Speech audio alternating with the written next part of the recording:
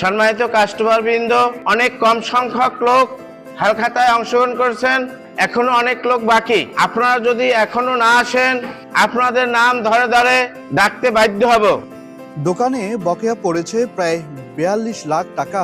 হালখাতা করলেও অনেক ক্রেতা বকেয়া টাকা দেননি, ফলে বকেয়া টাকা তুলতে অভিনব এই পদ্ধতি অবলম্বন করেছেন মুদি দোকানি। দৃষ্টি আকর্ষণ করছি, আপনারা অতি সত্বর দোকানের হালখাতায় অংশগ্রহণ করুন।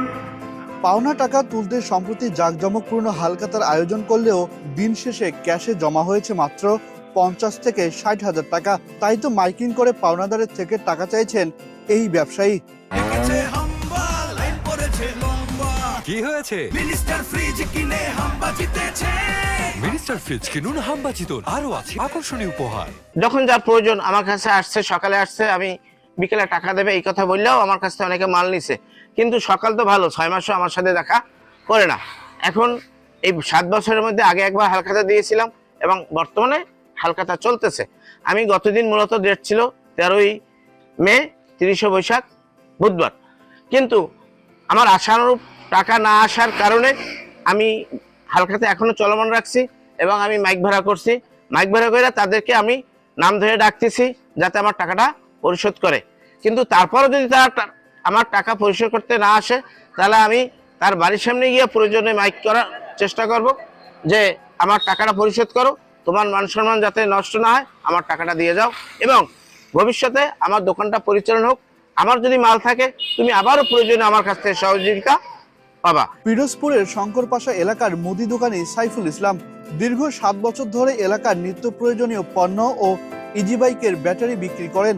7 বছরে প্রায় 40 থেকে 42 লাখ টাকা বকেয়ার মুখে পড়েছেন ব্যবসায়ী সাইফুল। কিন্তু ক্রেতারা টাকা পরিশোধ না করার ফলে বাধ্য হয়ে অভিনব এই পদ্ধতি বেছে নিতে বাধ্য হয়েছেন তিনি। আমি এই অভিনব পদ্ধতি বেছে নেওয়ার জন্য কারণ একটাই, যাতে আমার টাকাটা আদা হয় এবং মানুষ যাতে বুঝে যে আমার বাকি নিতে সহজ, কিন্তু আমি যখন দেই না তখন ওই ব্যক্তির কঠিন হয়ে যায়। এই টাকাটা আমি পরিশোধ করলে ওই ব্যক্তিরও সুবিধা হবে এবং ভবিষ্যতে তারও সুবিধা হবে। বিপদে আপদে বাকিতে পণ্য বিক্রি করে সহায়তা করেছেন দোকানি সাইফুল। তার পাওনা টাকা অবশ্যই ক্রেতাদের পরিশোধ করা উচিত বলে মনে করছেন স্থানীয় বাসিন্দারা। মানুষের কাছে 40 থেকে 50 লাখ টাকা পাবে, তারা টাকা দিচ্ছেও না, তারা দোকানের সাইডেও আসছে না।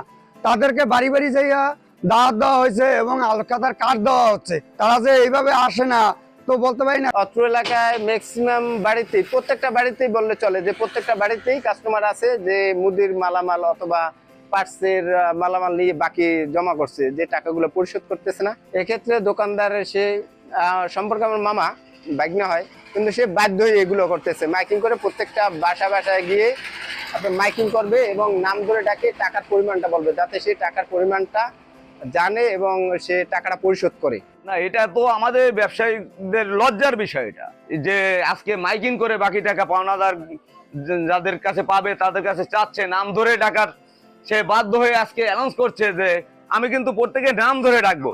আপনার যদি টাকা কেউ না দেন, আমার আলখাতায় যদি না আসেন, আমি কিন্তু নাম ধরে সবাইকে ডাকবো যদি আপনারা না দেন। এখন এটা আমাদের কাছে লজ্জার বিষয়। উদারভাবে বাকি দিয়ে এখন ব্যবসা টিকিয়ে রাখাই সবচেয়ে বড় চ্যালেঞ্জ এই ব্যবসায়ীর জন্য। তবে এর পরেও যদি টাকা না পায়, তাহলে দেনাদারদের বাড়ি বাড়ি গিয়ে মাইকিং করবে বলে জানিয়েছেন এই ব্যবসায়ী। আমি টাকা কালেকশনের স্বার্থে আপনাদের নাম ধরে ধরে। আহসান সাকিব, বাংলা নিউজ 24, ঢাকা।